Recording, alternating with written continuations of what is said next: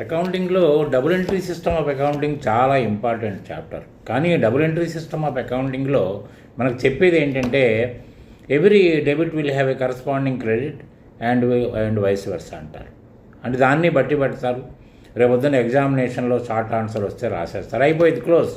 కానీ దాన్ని పూర్తిగా ఒక లేమ్యాన్ కూడా అర్థమయ్యేటట్టు, ఎందుకంటే కామర్స్ అనేది చాలా ఈజియెస్ట్ సబ్జెక్ట్ ఇన్ ది వరల్డ్లో ఇంతకంటే ఈజియెస్ట్ సబ్జెక్టు ప్రపంచంలో ఇంకోటి వెతికినా దొరకదు. అటువంటి సబ్జెక్ట్ని సర్వనాశనం చేస్తున్నారు మన వాళ్ళు.